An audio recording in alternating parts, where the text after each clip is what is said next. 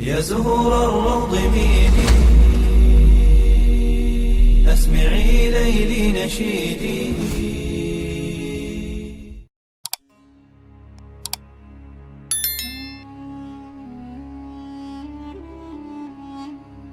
Assalamualaikum warahmatullahi wabarakatuh.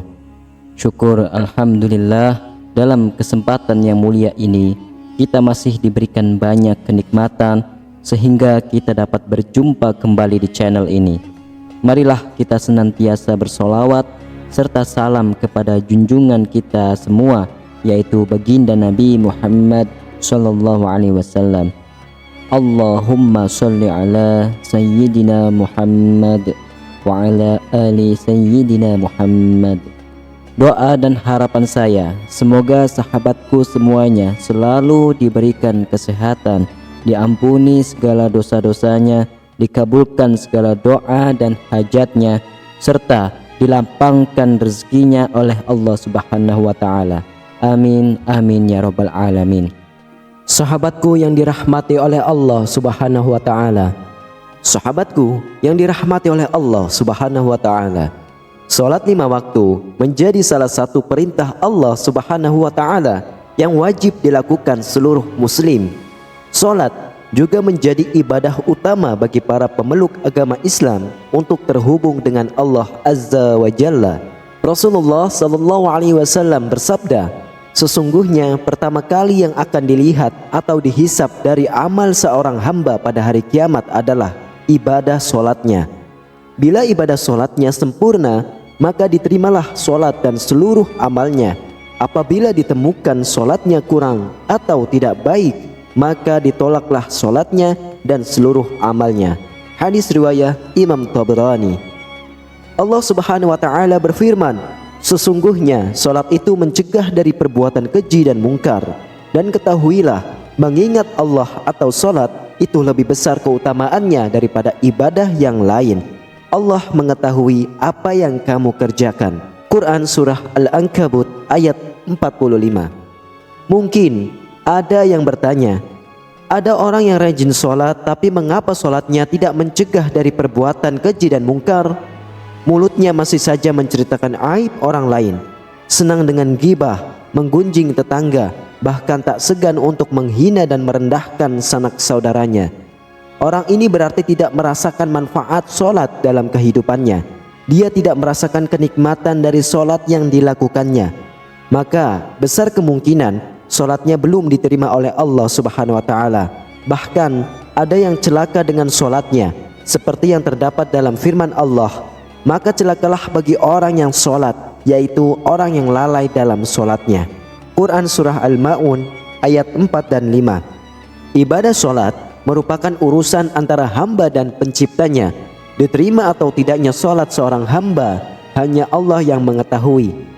Kita hanya bisa mengetahui ciri-ciri atau tanda-tanda solat seseorang yang diterima oleh Allah Subhanahu wa ta'ala, sebagaimana dalam hadis qudsi yang diriwayatkan oleh Imam Al-Bazzar dari sahabat Abdullah bin Wahid Al-Harrani, yaitu sesungguhnya aku, Allah, hanya menerima salat seseorang yang bersifat tawadu karena keagunganku dan tidak mencela makhlukku dan tidak membiasakan maksiat dan durhaka kepadaku, dan menghabiskan waktu siangnya untuk berzikir kepadaku dan mengasihi orang-orang miskin dan ibnu sabil, dan kepada janda miskin, dan mengasihi pada orang-orang yang terkena musibah.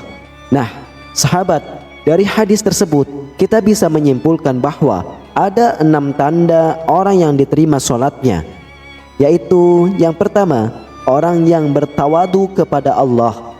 Sahabatku, sifat tawadu dalam solat adalah sifat merendahkan diri, merendahkan hati bahwasannya kita hanyalah seorang hamba yang sangat lemah. Mungkin di kehidupan dunia kita adalah orang yang terhormat, tapi di hadapan Allah kita hanyalah seorang hamba yang sangat kecil.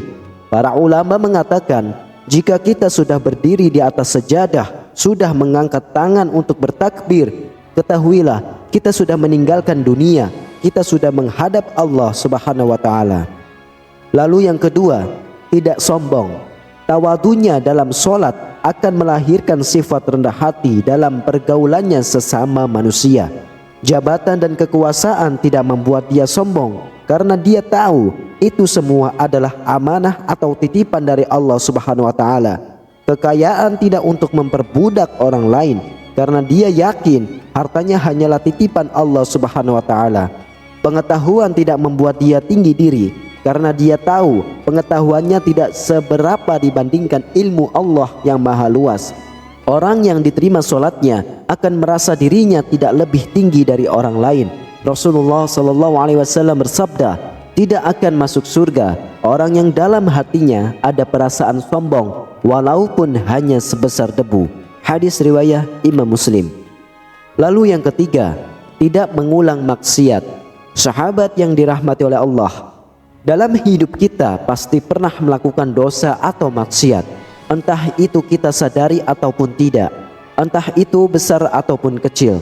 Mungkin kita pernah berbohong, mungkin kita pernah menggunjing tetangga atau menyakitinya, atau mungkin kita pernah memanfaatkan jabatan untuk memperkaya diri. Barang siapa solatnya tidak menyebabkan dia menjauhi kekejian dan kemungkaran, maka solatnya akan menambah dia jauh dari Allah Subhanahu wa taala. Dan orang yang diterima solatnya tidak akan mengulangi maksiatnya dan selalu bertaubat kepada Allah Subhanahu wa taala. Lalu yang keempat, mampu mengendalikan hawa nafsunya. Jika kita selalu mengedepankan keinginan daripada kebutuhan, di saat itulah hawa nafsu tidak bisa dikendalikan. Orang yang solatnya diterima akan selalu mengedepankan kebutuhannya dan kemaslahatan orang yang banyak dibandingkan menuruti keinginannya sendiri. Kemudian yang kelima, orang yang gemar berzikir. Sahabatku yang dirahmati oleh Allah, orang yang diterima solatnya akan cenderung rindu untuk menghadap lagi kepada Allah.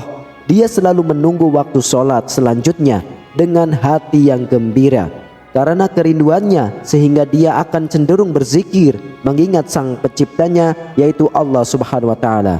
Dia akan merasa tenang ketika berzikir. Allah Subhanahu wa taala berfirman, yang artinya yaitu orang-orang yang beriman dan hati mereka menjadi tentram dengan mengingat Allah.